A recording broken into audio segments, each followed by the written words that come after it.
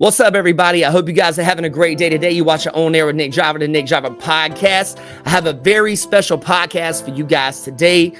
I had an opportunity to have a conversation with an absolute legend when it comes to the triangle radio, music, encompasses everything, Mr. Mike Wheless. I want to tell you guys, he has been an inspiration to me starting my podcast, trying to get better when it comes to talking, trying to get better when it comes to the sound effects type things. It was an absolute pleasure for me to sit down and talk to him.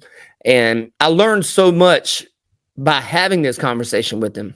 I do want to tell you guys, the Nick Driver podcast is not particularly an interview type situation where it's a formal interview. I want you guys to think of it as more having a conversation with a friend or someone you would like to know more about. That's why this is probably not going to sound as formal as some interviews you guys might hear. So with that being said, I won't take up any more of you guys' time. You guys super happy about this podcast. You guys like, comment, subscribe to the Nick Driver podcast on Nick Driver on YouTube. Without further ado, let's get to it. And before we start, thank you, Mr. Mike Wheless, for having me. Hey, what's up, everybody? How y'all doing? Perfect. Nick Nice. Driver in the house. Ready to rock and roll? Let's go. What's up, everybody? You watching On Air with Nick Driver podcast. I'm here today with my friend and also a radio legend here in Raleigh, North Carolina, my man Mike. How you doing, Mike Wheless? How you doing, brother? Fantastic. I'm honored to have you in the studio today. I'm excited about it, man. I appreciate you taking time to do this with me. And I'm honored that you would have me. so Thank you, man. So I did a little research. You correct me if any of this is wrong or whatnot, but just trying to give some of the people that maybe tune into this particular podcast a little bit of information about you and your background. Did you start here at QDR in 1988? I did. Very good. Started in 1988. I started in radio full time in 87. I was in Laurinburg. Okay. Then I came here and I was doing news because that's the only thing I could do. I was doing that part time. Right. Working at a yogurt place with some high school girls trying to make ends meet. That's what's up. And then I landed overnight here in 89, 90. And then the consultant came to town and said, you need to be on the morning show. So I hit that in August of 1992. So that'll be 32 years. That's amazing, man. That's a run right there, man. Yeah, That's a run. That's a long time for coming in for the same job. Like you said, you came from Laurinburg? Well, I'm from Sanford. I went to high school in Sanford. Okay. And I started working at a little radio station there, WWGP, Nice. the top dog in modern country music when I was in high school. Oh, okay. My dad would come on Saturday mornings and bring me a big breakfast from McDonald's because I couldn't drive. That's what's up, man. So I've been doing that ever since. And then I went to Carolina, worked at a radio station, 1360 CHL there. And then out of college, I went down to WeWo in Laurinburg. And then I ended up coming here at WPTF and QDR. And the rest is, I guess, history. So you've been working in radio even before, like even during college and stuff like that? Yeah, I've done nothing else. I don't know how to do anything else, Nick. Well, you're really good at it. I couldn't do anything. I can't do spreadsheets and Google Docs. I don't know what to do. I just talk and I punch buttons. That's awesome. That's awesome. When you were saying that's basically you were working at this yogurt place. You remember the name of the place? The place I worked? Yeah. Part-time? Yeah. It's gone now, but it was all in Falls of the Noose over there. Yeah. Some little yogurt place, and I worked with a bunch of high school girls, and I'd bring home at the end of the night, I'd bring these yogurt pies home, and we'd eat 3 or 4 yogurt pies, drink beer. We got something kind of in common here, man. I worked at Dairy Queen when I was in high school, and they used to always make us turn those freaking things upside down. Yeah. And if it didn't fall out, they got it, or if it fell out, they got it for free. I was like, man. Like a concrete or something. Yeah, that's tough, man. That's tough. What's your day look like? Like when you wake up in the mornings, like I know you've got to be up early because I hear you guys when I'm going into work. Yeah, well, you're probably going to bed on the weekends about the time I'm getting up. Probably. I get up about 3:30, Wow. 3:45.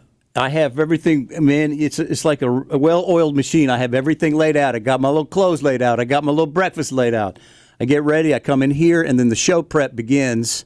I've already made notes probably in my phone the day before. Right. And then when I get here, I've got some show prep websites we go to that gives us stuff like, what's going on in history. Current events, stuff like that. What happened overnight in TV and, that type of thing. And so we put these all together on a little run sheet that tells us what we're talking about, and we got little tidbits of info we can refer to. So it's kind of like a helper. That's really cool, man. That's really cool. One thing that's really cool for me, like being able to be in here with you today, was a lot of these stations are it's almost like they're neighbors. You're going down a hallway, and like at my job, you might have a person here, but they're all different stations. That's really cool, man. Yeah, we're owned by a local owner, Don Curtis, and we have several stations in the building. Mm-hmm. We have several stations throughout the state, not the country. It's all North Carolina stations. Right. And he's in the building every day. That's awesome. And that's hard to find anymore in local radio. And it's hard to find local radio anymore. Right. So I'm honored to be part of that still. So I don't know what I'm doing right. You are. You're definitely doing it right, man. And I appreciate you letting me come in and talk with you a few minutes. I don't want to hold you up too much, man. No, I got plenty of time for you. Cool, man. You a state Duke or Carolina guy? No, graduated from Carolina. Right. Tar Heel. Did you graduate in like radio? I did. I took the radio TV. It was radio TV motion pictures back then at a Swain Hall. We called it radio TV motion pictures. It's rump de vump is what we called it.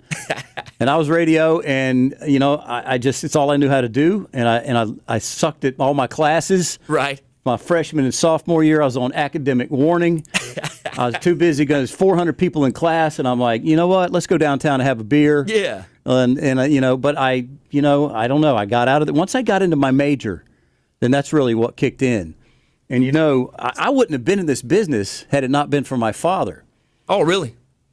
He's living his dream through me because I'm going to do a little backstory here. My grandfather, it's great. My grandfather was an optometrist in High Point, and he used to take my dad with him downtown to this big building downtown to his office. Well, down the hall was a radio station from my grandfather's office, and my dad would get bored, so he'd wander down the hall to this radio station and watch the DJ talk. And right. He got that fever. So in high school, out of high school, he got a job in Thomasville for a radio station. Well, my grandmother worked at the country. She went to the country club with the girls playing bridge and drinking drinks on Tuesdays, and she wasn't going to have her son in a radio station when her friends' sons are, going to be doctors and lawyers.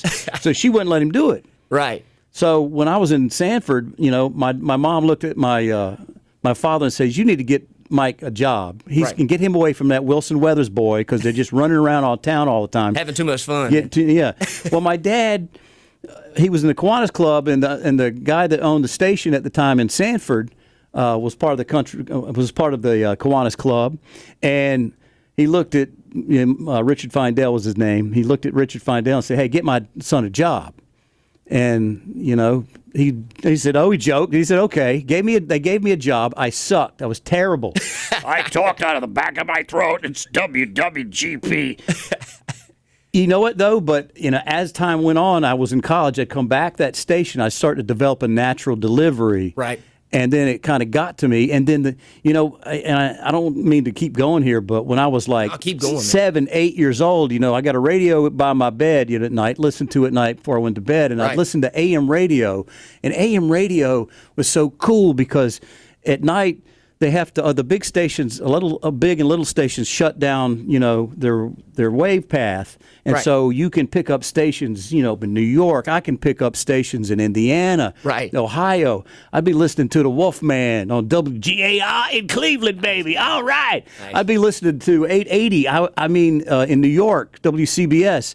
And just to hear voices that far away. Mm-hmm. And the way I don't know if you know who the Grease Man is. I don't. You got to school me on this. He was a huge in the 90s, in the 80s and 90s especially.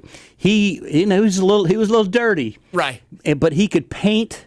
That's what radio is all about. You can paint an image in your head with sound effects and music. Right. And that's what he did. And I got to sit in with him in between jobs one year when I was kind of down and I didn't know where I was going. And I was watching the Grace Man on the radio. Oh, my God. What's he got going on there? Yeah, Susan. Yeah, he's got all these sound effects in the background. And it just sounds awesome. Yeah. And it gave me life again. Yeah. And that's what radio does is you paint a picture whatever story you're telling, Right. and you enhance it with music and sound effects. And people don't do that much anymore. But that's what did it for me. And I don't know how to do anything else. And I love this business. Yeah. And you were asking me one time, where's radio going compared to streaming? Yeah. What do you like? Yeah, that's great. Let's talk about that. Okay. Well, radio is still the number one medium overall, period. Because you're still listening to radio. It's free. It's in your car. Absolutely. You can get it anywhere, and you can get it on your app. Yeah. We get people that say, yeah, we listen in the morning, and then we listen to Sirius, or we listen to our Spotify playlist. But the thing about what we can do that that can't necessarily is we're local, and we're talking about local things that you experience every day. Yeah. Like in Nightdale, I was talking about that stupid roundabout on McKnight Road. It was Yeah, it that's just crazy. threw everybody off. That's It was crazy. like, I can't get used to that thing. Yeah. I was talking about the Bojangles been closed for 6 months. I'm driving up there on Saturday morning. Where's my biscuit? Oh, they're closed again. I got to go to Wendell. And we're talking about regular stories, and that's what just a regular Spotify playlist can't do. Yeah, you can listen to some jocks on Sirius XM, but they're not talking about stuff that relates Localized. to you. Yeah, because anybody can talk about what the Kardashians are doing. Right. And that's like, yeah, that's okay. It's like a national thing. Yeah, and I'm not saying we lose business to the other guys. Yeah, I mean, but we all try to get that piece of the pie. Absolutely. I listen to you guys all the time when I'm going into work, and you've been me trying to get my podcast stuff going and stuff. You've been an inspiration to me. Well, I thanks, listen man. to you going in. I tell you, man, the craziest thing for me is when I'm doing my post edits and stuff. Is trying to edit out the oohs and ahs. Oh, Hey, I my got the God, same problem. I'm the worst for that, man. The ums and the breaths. I mean, if I got $1 for every one I edited out, I'd be gone from here. I lip smack. I do all kinds of crazy stuff, man. Yeah, and it's it's the stars that I meet. Yeah. And the things that I do, I take for granted, and lots of people would love to do, and I've done it for so long that I was like, oh yeah, I met Garth many times. Right. Keith Right. Urban, many times. I get to do all this really cool stuff. That is cool, man. Have you had any celebrities that you didn't think would be cool, but they ended up being really cool? And then on the flip side, have you met anyone that you thought would be really cool and they're not? Well, I say Brantley Gilbert. First couple times I interviewed him, he was the worst interview I've ever had. He was Really? horrible. I just told him I didn't want to interview him again. Well, at the time I didn't realize what he was going through. Right. He was drinking a lot. Right. He was hungover all the time, and he got his act together. He quit drinking, and now he's one of my favorite interviews. That's I mean, cool. hands down my favorite interviews. Jelly Roll, I was skeptical about. Yeah. I'm like, I don't know about this dude. First of all, look at him. What am I dealing with He's here? a giant, man. Yeah, and then he was a rapper, and I walked into it going, I don't know. I met him a couple of times. So first time I met him, he was the most down to earth person I've ever met. He's Right. the kindest guy I've ever met. He was uplifting. He was motivating, and he reeked of pot. But it's amazing how he's turned his life around from being imprisoned, Right. and dealing drugs to not knowing where his life was going. He could have been dead by now. Absolutely. And now he's huge in more ways than one. But he's losing lots of weight. But he is huge, and not only in the country business, but in the pop business. He's crossed over. Absolutely. He's the exact example of how to turn your life around. He is, man. He is. He's just. I watch a lot of his interviews and stuff too, like some of the stuff he does, and he just seems like a genuine human being. Especially some of the songs that he writes. Me being a writer and musician and stuff too, you kind of look at those artists and you say, you can kind of see like a little bit of humanity as opposed to where I feel like the world's going. But Right. there's Well, humanity there. sometimes you don't know where your niche is. Right. Like Jelly Roll, he just realized one day that, hey, I'm not really a rapper, I'm a singer. Right. And it took him a while to get to that point. Absolutely. That's awesome, man. It's like Lainey Wilson. I've watched that. You know Lainey, right? I do. Right. I've watched that. She's become a superstar in country since post the pandemic. I watched her because Casey Tyndall was a local gal out of Greenville that she used to follow me on Instagram, and I'd see her playing she'd play songs or she'd comment to me. Right. And I could see the passion in her eyes, so I got her on stage with Keith Urban to sing a song one time for a contest. Big. Yeah. And she hit it big and went to Nashville. That's awesome. And the guy that managed her, Dave Rose, from Deep South. Deep South, thank you. He ended up pairing her with this girl out of Louisiana that he was trying to push, Lainey Wilson. Nice. So for years I've been following this journey. Yeah. And it's just been amazing to watch the girls all go out to bars and party on a Friday night to try to get anybody to play their music. Right. To Lainey, who was in a trailer in somebody's yard writing songs. Right. And now is selling out stadiums. Awesome. That's amazing. It's amazing. That's an amazing story, man. That is amazing. That's great. But that's what I love to do is watch from nothing to superstar. Scotty McCreery locally here. I mean, I watched him play a McDonald's drive-through. Sure. As we were doing our hometown tour live from the parking lot one day, and his father said, "Yeah, we're going to let him try out for American Idol." And I slapped him on the back and I said, "Have good luck with that." But he did it. He did it, and he grew and grew. And the grandmas for Scotty were huge. Oh yeah. And now he's got several #1 hits, and That's a awesome, mountain man. house, and a beach house, and a key that you still haven't given me, Scotty. Anyway, but that's what I love about the business: is watching and the songwriters. Yeah. To me, the songwriter's story of how they wrote the song is sometimes more interesting than anything else. Yeah, it is. Like I met at the Longhorn in Nashville on Broadway. It's not there anymore. All the songwriters used to go hang out and drink and share stories and ideas. And I'm sitting with one of the songwriters who wrote some of the Tim McGraw songs that I met. Because I was all interested. Tell me the story. Yeah, that's cool, man. I like stuff And this like dude that, too. walks in that looks like he's Robert Plant from 1975. Long hair and his shirt unbuttoned. And the guy says, "You're about to meet royalty, sir." That's the guy that wrote Friends in Low Places for Garth Brooks. And I was like, oh, like I bought him a drink. I said, "Tell me the story." And he said that he was sitting at an O'Charlie's with a buddy with a bottle of champagne on New Year's Eve one night, and they were celebrating a #1 hit, and they just started writing on a cocktail napkin. Right. "Blame it all on my roots. I showed up in boots." And then he passed the napkin down to his buddy, and he would write 2 more lines. And they wrote it at an O'Charlie's. And I'm like, what a weird... You'd never think about that kind of thing. You would think it'd be... Yeah, what a weird... So I got his new album. I had this song on it called Intergalactic Backpacker. Oh, and it's about a guy that falls in love with this woman from Neptune. And he's trying to spend his whole time trying to get back out there. And man, I'm killing it. I'm getting it. And I'm having to go past each planet. And I got hung up for 6 months going past Uranus. And I'm like, I can't say that. You know, I'm like, this is going to ruin it. You know, so I'm like, I get to it, and I get up one day, and I had the news on from the night before, and I heard they were talking about such and such and such, and the Iranians are black. I was like, that's how you do it. Uranians. So that's one way I can get past it. So. You got to work it through. I mean, sometimes you have to step back and go back to it. Yeah, absolutely, man. Absolutely. Mike, you're awesome, man. Well, thanks. Appreciate you, I'm honored to be part of this. Absolutely. You know, it's been a long haul. I've loved every minute of it, and I'm not done in it anytime soon. Right. Absolutely, man. I love my new partner. Well, she's not new anymore. She's been here working together 3 years with Amanda, who used to sing on Broadway in Nashville. Really? Yeah, she was in a band here locally for years, Nash Vegas.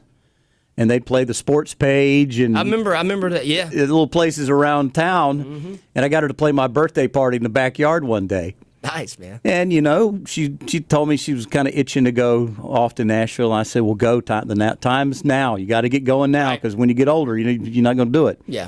So she spent 10 years in Nashville. I had just lost my last partner. She was getting a divorce, moving back home. And a mutual friend said, hey, what about Amanda? And I thought, I never thought about that. No radio experience. Right. But, man, she's got a personality. Yeah. She's perfect for it, man. You know, it's chemistry, and it's chemistry between you guys. Yeah, it is, and it's natural, and we love each other, and, boy, she's JoCo through and through. Absolutely. And, Yeah. And so we know how to play off each other, and it's just fun, and people love it, and it gives you energy to make Nick, that's the feedback I get that's what makes me love it.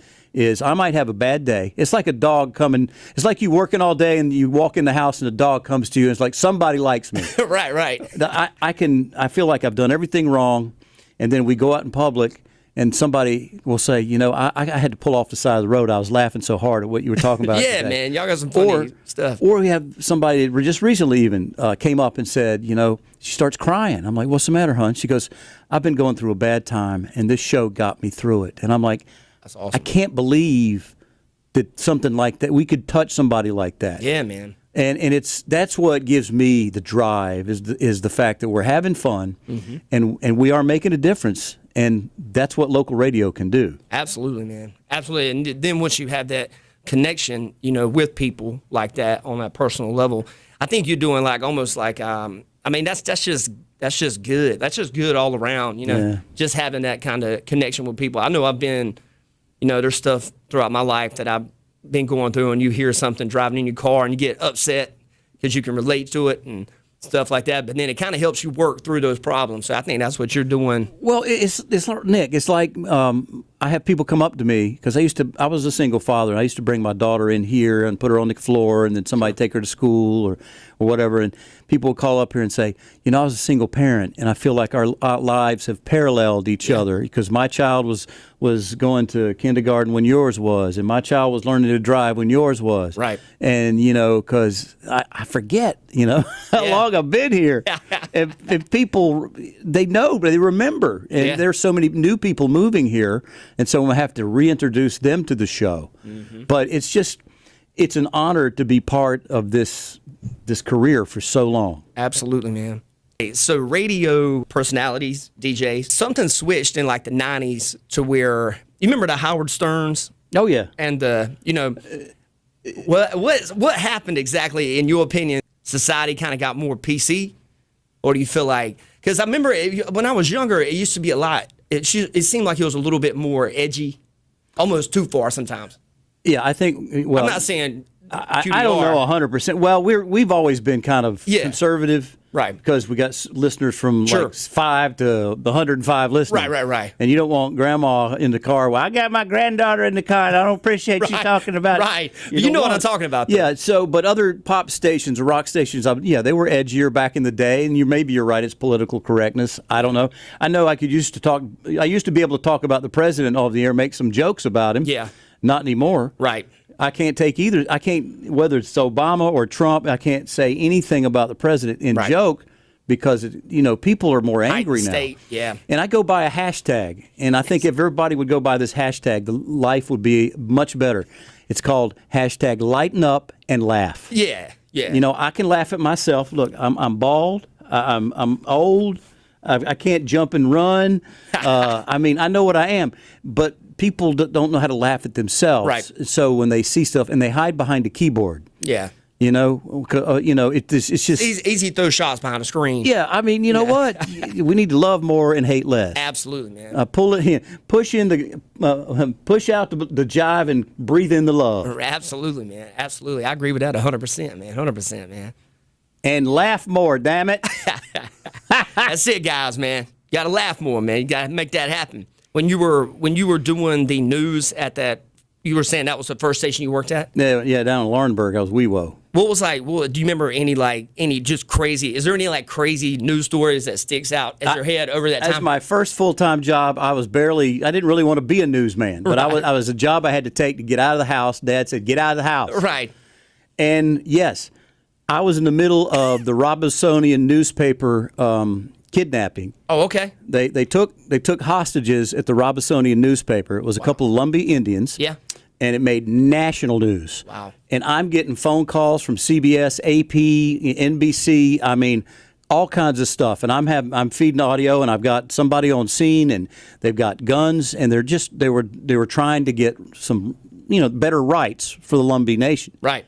And I never been through all that. I didn't have a staff for it. It's just me. I just graduated college. You didn't have a handbook on that. No. And so I got to interview these guys. They went to prison. It was huge national news, and I got to experience all that. I got to see a lot of big news events over the years too. people running for president. I got to interview and I got to do a lot of cool things. But it really was never my bag. I'd be in the newsroom cutting jokes and, going, I don't care about these stories, I don't care. It's not what I want to do. Right. But I do listen to the news a lot because that was my roots in the beginning.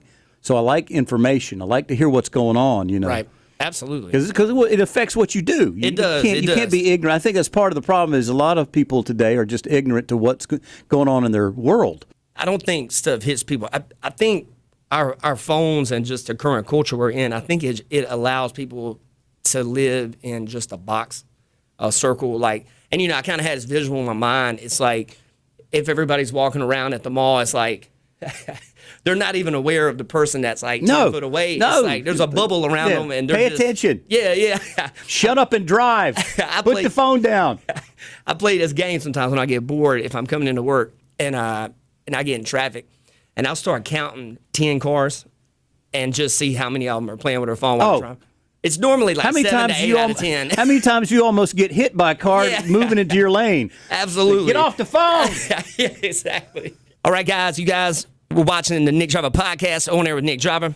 I was here with my man, Mike. And I'm going to tell you guys something, man. Check them out on 94.7 QDR in Raleigh. Every Monday through Friday, ain't it? Monday through Friday and even Saturday. That's all y'all. Okay, very cool, very cool. Some of it's pre-recorded for playback at that time. That's awesome, man. That's awesome. You guys check him out. Mike, you're an awesome guy. Thank you for having me here, man. Thank you for having me on.